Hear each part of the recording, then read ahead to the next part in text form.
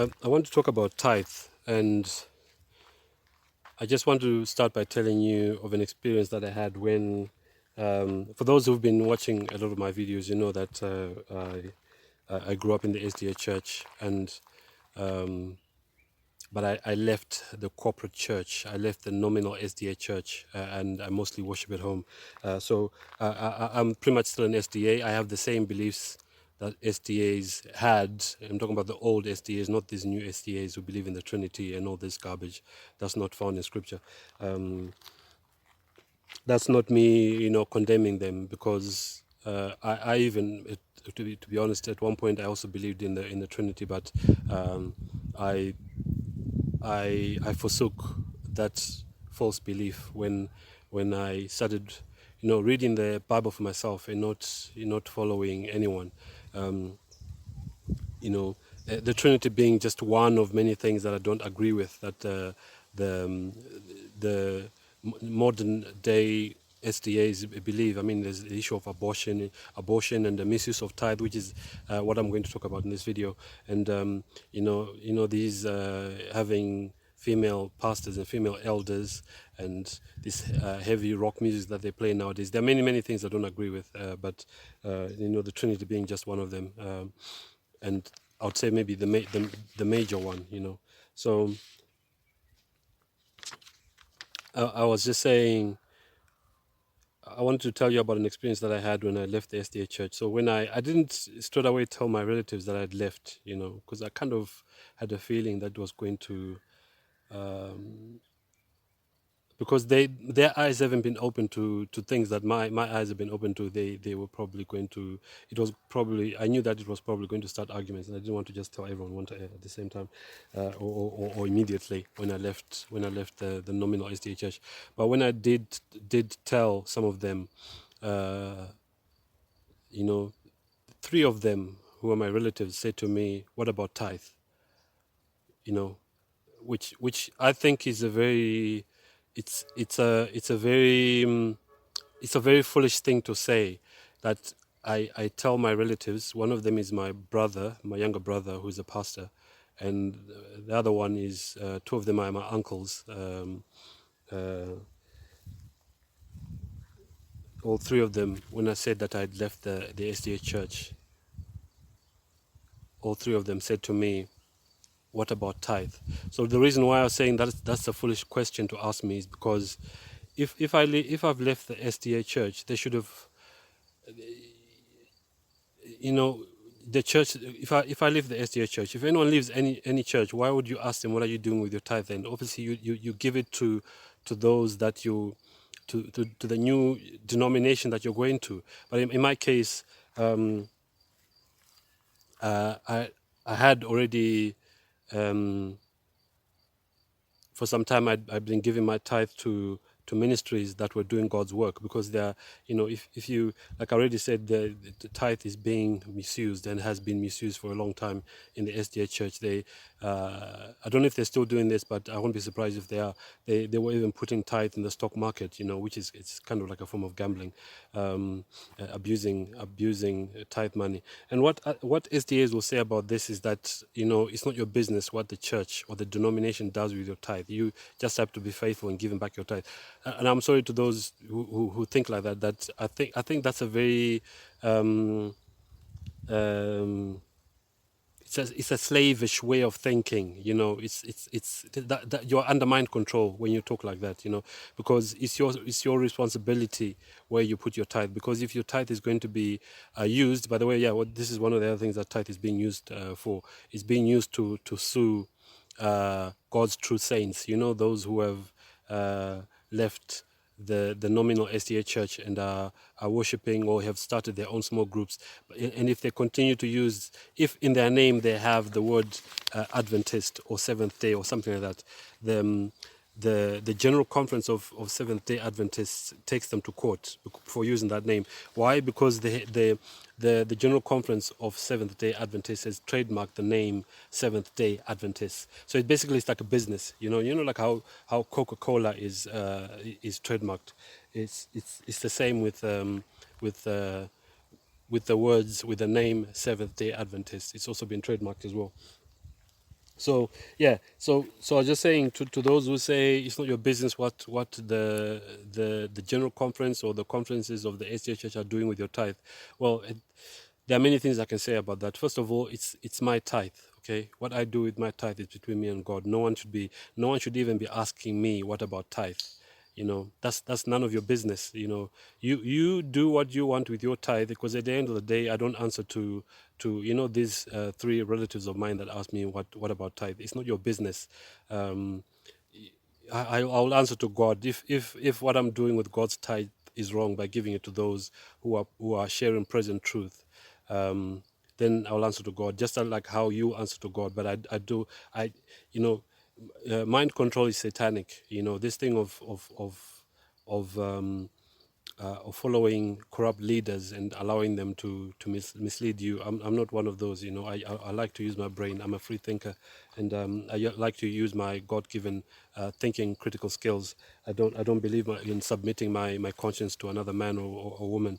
So yeah, I just wanted to tell you about that experience. That it's strange that, you know, when someone says I've left the nominal SDA church, that Adventists can ask, what are you doing about tithe? Obviously, I won't be giving it to the SDA church anymore, or to the nominal SDA church. I'll be giving it to ministries, or even sometimes we buy Bibles with tithe and give it to those who can't afford to buy Bibles for themselves. You know, tithe can be used for many things. You know, but there seems to be this one way of thinking that tithe has to go to the General Conference of SDAs, even if you've left that corrupt organization.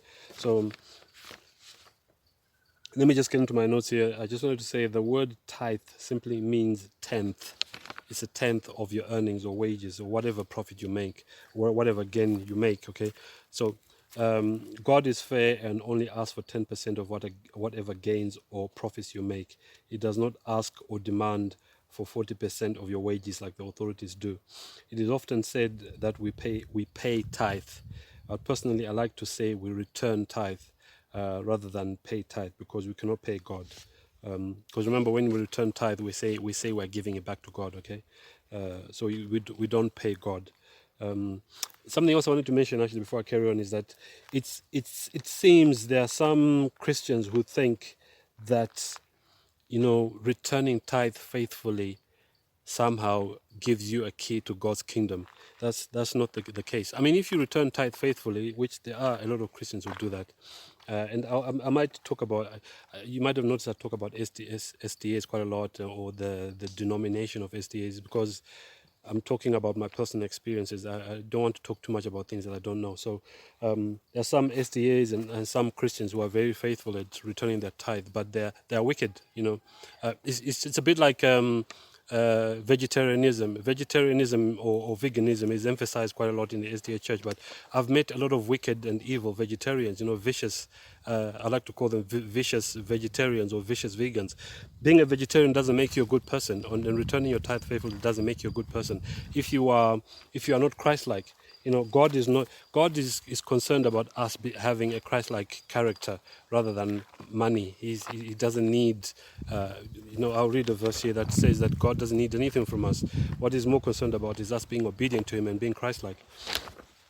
Yeah, so the reason why I stopped reading is because I just wanted to mention that it seems like there are some Christians who think that if they return tithe faithfully, you know, every time they get paid, that somehow that gives them a key to God's kingdom. That's not how it works. You have to be, you have to follow everything else that God has said, and God is more concerned about you being obedient to everything that He has said, rather than money. You know, so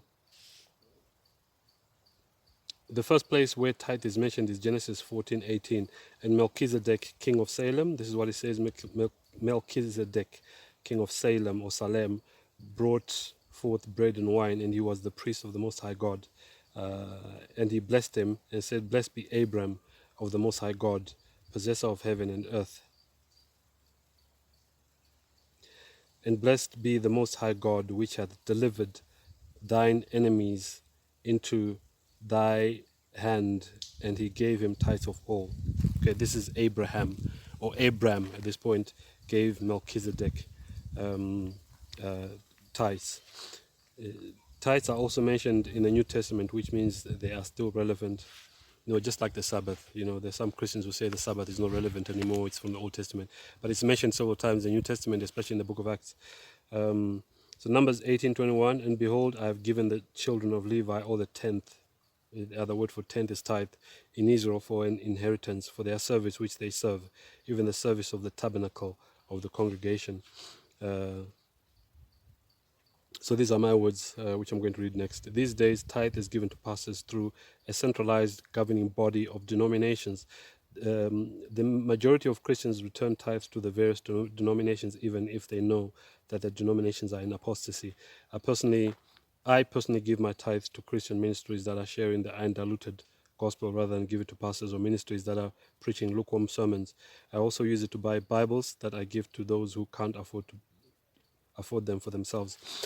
Some Christians are so strict on tithe that they can have money in their house, and when someone needs money urgently, let's say for hospital fees, they'll say, "Oh no, I can't give you that money because it's for tithe." I mean that's a bit being a bit too rigid. Tithe can be used for good, not just for you know giving giving to ministries or giving it back to your denomination.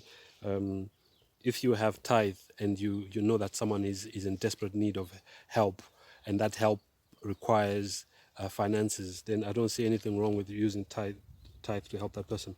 So the other reason why God instructed us to return tithe is so that we can learn not to be tight-fisted or stingy. So I just wanted to read the account of when Saul was sent to completely destroy the Amalekites, and what happened to him when he didn't follow that command thoroughly.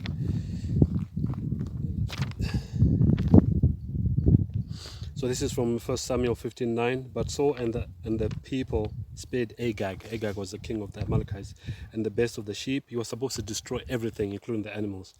But he spared Agag and the best of the sheep and of the oxen and of the fatlings and the lambs and all that was good, and would not utterly destroy them. But everything that was vile and refuse, that they destroyed utterly.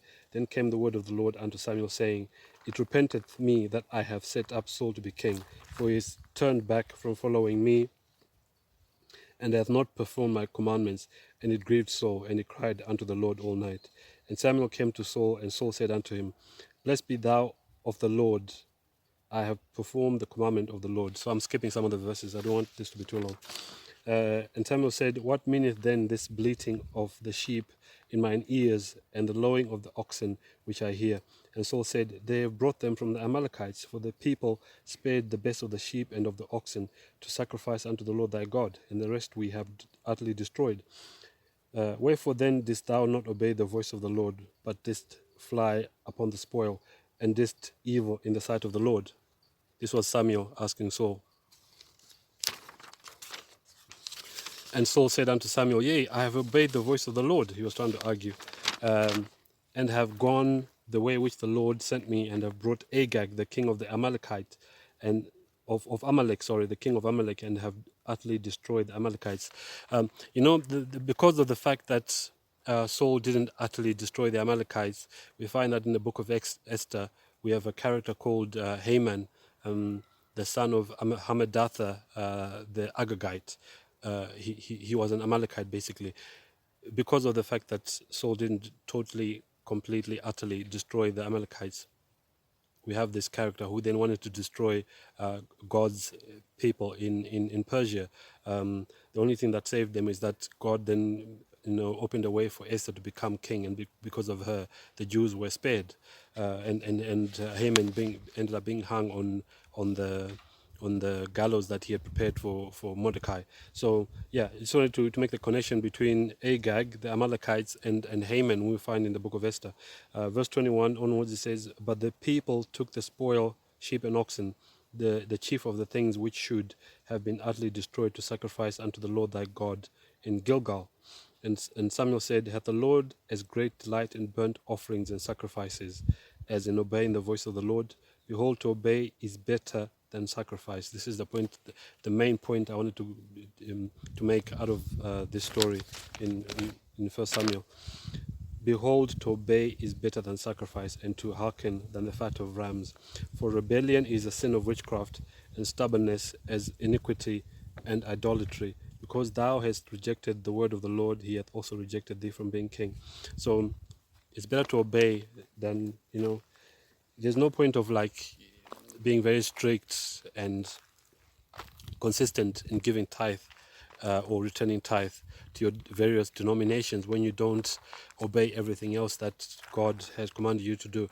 It's just like the same, I already said this, I'm going to repeat it again. It's just like being a vegetarian, thinking that vegetarianism gives you a key to God's kingdom, when yet you are a vicious person. I know a lot of vegetarians who are not very nice, who are not very good Christians, they even try and impose their vegetarianism and their veganism on others, trying to make you look like if you're not vegetarian, you're a bad person, or because you believe in killing animals and stuff like that. Well, God has permitted that to be done. If you go to the book of Leviticus 11, God permits the eating of certain animals, as long as they're clean animals. But so what tends to happen is that there's an overemphasis of certain things, too much emphasis on returning tithe, yet you are a wicked or vicious Christian, too much emphasis on vegetarianism, yet you are a vicious vegetarian or vicious vegan. That's not Christianity. This satanic trait of wanting to dominate others, which I've mentioned many times in my videos. There's a lot of that amongst Christians. A Christian is someone who's supposed to be,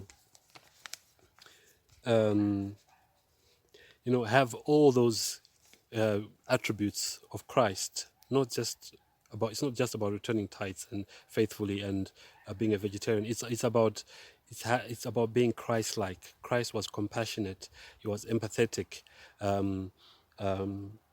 He wasn't rude. He wasn't abusive to others. He didn't try to dominate anyone. Christ was perfect. That's the most important thing. He was perfect, and we are told that we should be perfect, like our Father is perfect in heaven. Like our Father in heaven is perfect. I think that's from Matthew 5:48. So Psalms 50 verse 10 says, "For every beast of the forest is mine," this is God speaking, "and the cattle upon 1,000 hills. I know all the fowls of the mountains and the wild beasts of the field. And the wild beasts of the field are mine. If I were hungry, I would not tell thee, for the world is mine and the fullness thereof." Don't try to bribe God with your tithe, okay? Yet neglecting or ignoring everything else that he has said. Psalms 24 verse 1, "The earth is the Lord's and the fullness thereof, the world and they that dwell therein." You can't bribe God with tithe, because the tithe is his anyway. Everything on this earth belongs to God, even our own bodies. We are just renting these bodies. I'm just going to end with Jeremiah 9:24. "But let him who glories glory in this, that he understands and knows me, that I am the Lord, exercising loving kindness, judgment, and righteousness." More attributes that we are supposed to have as Christians in the earth. "For in these I delight, saith the Lord." Yeah, I'm just going to end the video with that, and just wish you all God's blessings, and I'll see you on the next video.